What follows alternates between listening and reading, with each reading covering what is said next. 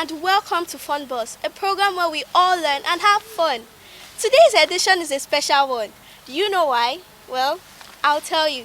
Tomorrow, our beloved country Nigeria will be celebrating her 64th birthday. Happy anniversary to every one of us in advance. Nigeria gained our independence on the 1st of October from the British in 1960. Many patriotic men had been president of this great country. Today, we have our Excellency President Bola Ahmed Tinubu in Aso Rock as the 16th and current president of Nigeria.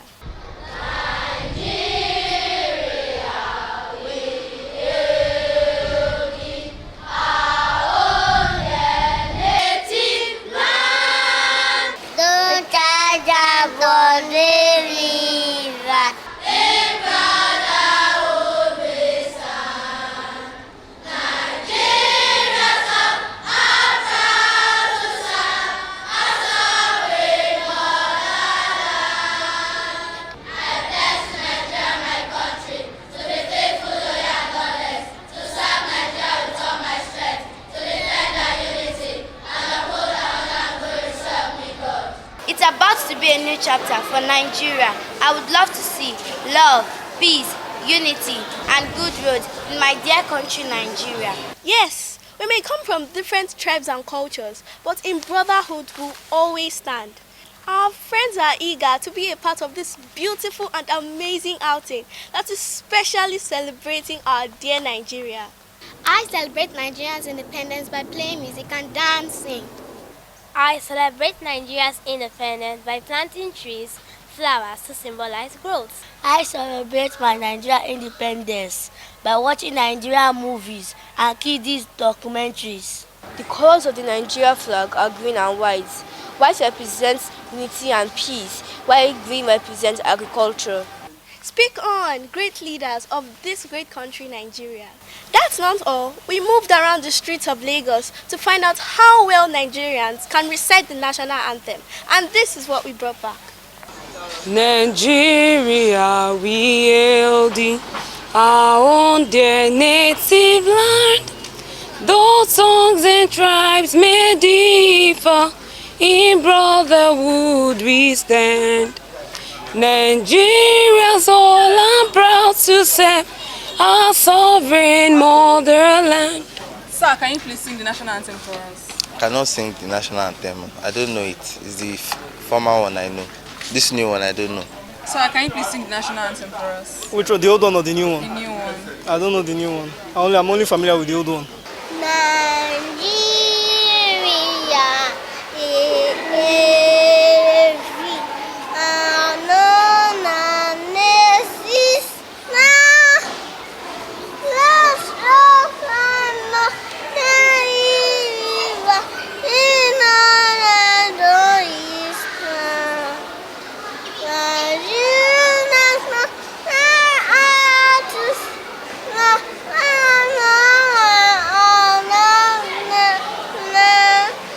As a patriotic citizen, we should all be able to recite the national anthem correctly without making any mistake.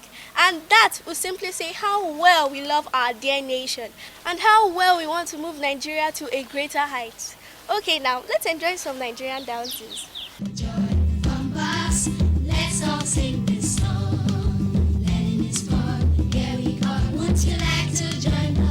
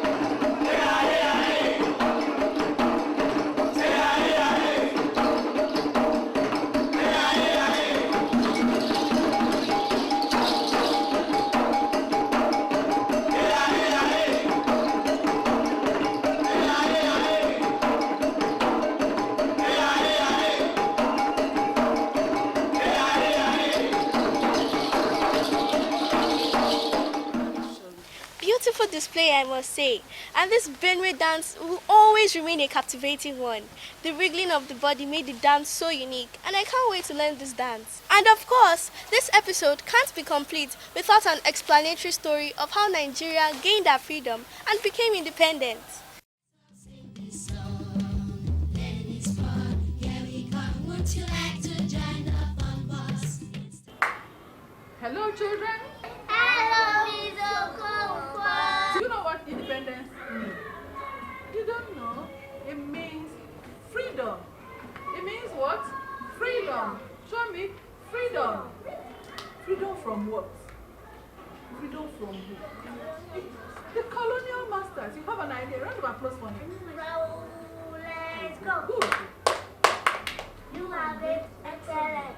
Before our independence, there was nothing like Nigeria. No place was called Nigeria. All we had were small places. People were just on their own. And then these Europeans came and started ruling us in these small areas. We have the Southern Protectorate, we have the Northern Protectorate, and we have the Lagos colony ruled by the Europeans. There was no Nigeria at that time when they came. So they came in through the sea, through the water. There was no airport, so they didn't fly in because they did not know where they were going. So they came in through the ports, through the waters, and they started acquiring places until 1914. Until when? 1914. When Lord Lugard now felt, okay, they agreed that they should put all these small places together and call it and give it a name and call it Nigeria. So that's how in 1914 Lord Lugard saw to the coming together of the Northern Protectorate, the Southern Protectorate, and the Lagos colony as a country. Now, what name would they call this country? His wife. They thought about it, don't you think? Yes, Flora Shaw, his wife. The name is what? Flora Shaw. Now said, okay, because we are talking about area around the Niger. River Niger is a very popular river around the place they were ruling. They used the one for Niger to make a word Nigeria. Good. Actually, Nigeria means Niger area. Nigeria means what? Niger area. And that's how they came about the name Nigeria. And they continued to rule us from there. Even though we had our people who had gone to school, who had become big people, like like Chibokofumi, like many of them. But then they said no, they were going to continue to rule us. They will carry our cocoa to London and use it to do chocolate and bring it back to us to buy. They will take our oil, taking away everything, and we are ruling us. Our head of state then was the Queen of England. You can imagine. And the flag that we are using then wasn't this Nigerian flag, it was the British flag called the Union Jack. See? Do you like that? No? It's scary. You know, it's scary. So that's how we were until all these big Nigerians. From the north we had Alhaji Tafawa Balewa. From the south here we had Chief Obafemi Awolowo. We had Herbert Macaulay. They all rise up. They rose. Yes. And they said, this is not enough. Do you understand? Enough is enough. We also had people from the east, Honorable Nanjazi, lots of others from every part of this country. They came together and they started talking. They didn't fight it. Nigeria did not fight any war to gain her independence. They took their case to the colonial master and said, what? We think it is time we begin to rule ourselves. And they talked and negotiated until, okay, they decided to give it a thought. And then there was a hero, so that people were not ready to give up. They agreed. And they set up a date, a committee to plan for this independence. When is it going to happen? And then they agreed that it was going to be on 1st October 1960. it was on that day that the British flag that we were flying, are we British people? We are not. But we were flying their flag. So it was on that day, 1st October 1960, that the British flag was brought down. And then the Nigerian flag was hoisted. And everybody was happy. If you were there at that time, would you be happy? So what do you do when you're happy? Yeah, everybody was happy. There were lots of celebration and lots of merriment. People were happy. And from that time on, the British people left the governance of Nigeria to Nigerians. So that was how we gained our independence. Thank you, ma'am. That was quite interesting. Indeed, Nigeria has come a long way, and you and I have to put in so much work to make our country a greater and better place to live in. It is time we come together to talk about the heroes and heroines of this great country, Nigeria, as well as the past and current leaders of Nigeria. Funbus, let's all sing this song. Learning is fun, here we come. Would you like to join the Funbus? Right Honorable Dr. Nnamdi Azikiwe was born in Zungeru, November 16, in Niger State, 1904. He was a lawyer, a political scientist, a journalist, and a political activist, popularly known as Zik. He became the first president of Nigeria from 1st of October 1963 to January 1966. He died May 11, 1996. He truly is a Nigerian hero. Major General Aguiyi Ironsi was born in Umuahia, March 3, 1924. He was the first Nigerian military head of state. He came to power January 16, 1966. His rule lasted for about 6 months till he was assassinated in July 29. The same year, a via military coup. He was 42 years old when he died. General Yakubu Gowon, as the third military head of state of independent Nigeria, born on October 19, 1934 at Kanke in Plateau State. He ruled Nigeria during the deadly Civil War and a few years after, from 1966 to 1975. He is still living. Murtala Ramat Mohammed, born in Kano, November 8, 1938, succeeded General Yakubu Gowon as the fourth military head of state. His rule was a very short one, from 1975 to 1976, when he was assassinated. Then came the fifth head of state, General Olusegun Obasanjo, born in Abeokuta, March 1937. He ruled Nigeria from 1976 to 1979, when he handed over to a democratically elected government. Alhaji Shehu Shagari, born in Shagari, February 25th, in Sokoto State, became the sixth head of state and the first elected executive president of the Second Republic. He ruled Nigeria from 1979 to 1983. He was the only president of the Second Republic. General Muhammadu Buhari came along as the seventh head of state. He ruled Nigeria from 1983 to 1985. Then came the eighth head of state, General Ibrahim Babangida, who ruled Nigeria from 1985 till 1993. Following a failed election, he handed over to an appointed interim president. The interim president, Chief Ernest Shuneko, ruled Nigeria from 26th of August 1993 to 17th of November 1993. General Sani Abacha became the 10th head of state. He ruled Nigeria from 1993 till his death in 1998. General Abdusalami Abubakar became the next head of state. He ruled Nigeria from 1998 till 1999, when he handed over to an elected government. Retired General Olusegun Obasanjo. This is his second, who came back for the second time as Nigerian head of state and the 12th in the hierarchy. He ruled Nigeria from 1999 till 2007. Umaru Musa Yar'Adua, who ruled Nigeria for only one term, from 2007 till 2010.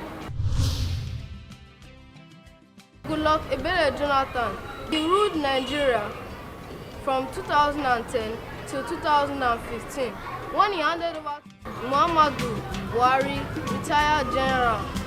This is the second time he handed over to the current president. We learn every day, right? So how about knowing some amazing facts about Nigeria?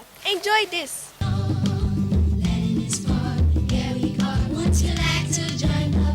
Welcome to the Crimped Photo Museum.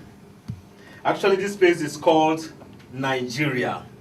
So you are now inside of Nigeria.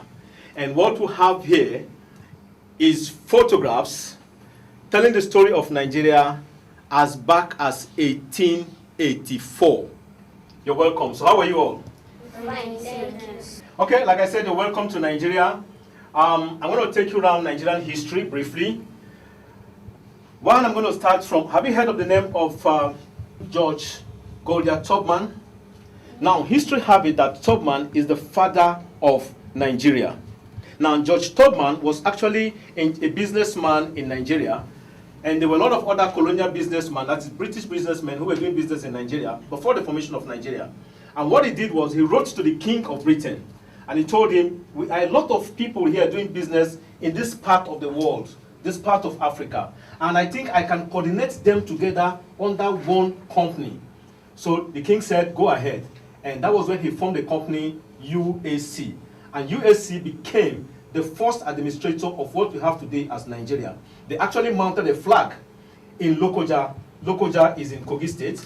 They mounted a flag in Lokoja and declared themselves the owners of this part of the world. Now, George Goliath was there until when Lord Lugard moved into what is the present-day Nigeria. He used to be in Uganda. When he came into Nigeria, he met with George Goliath, and Goliath told him, this is how far I have gone guiding these people and ruling over these people. But I'm thinking we should give them a name. So at that point, Goliath started thinking, what name will I give them? Okay, maybe I should name them after myself. So the initial idea was to call us Goldacia, after George Goliath. But there was a journalist, a lady journalist, who was working for Time International magazine. Her name was Flora Shaw. Flora Shaw happens to be a friend to Lord Lugard. And at that point in time, Flora Shaw was staying with Lugard. They were actually not married, but they were planning to get married. And Flora Shaw one day came on top of, Lord Lugard was staying on top of a mountain. It's called Mount Patti. Mount Patti is in Lokoja. So Flora Shaw sat there and was looking at the river Niger and the river Benue. Have you heard of the confluence point?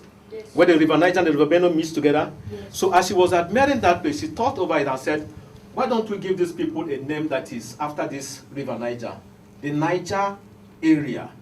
And that was how we got our name Nigeria, which is actually Niger area. So from that point in time, Lord Lugard in 1914 amalgamated the north and the south together, protectorate, to form what is Nigeria, and he became the first Governor General of Nigeria.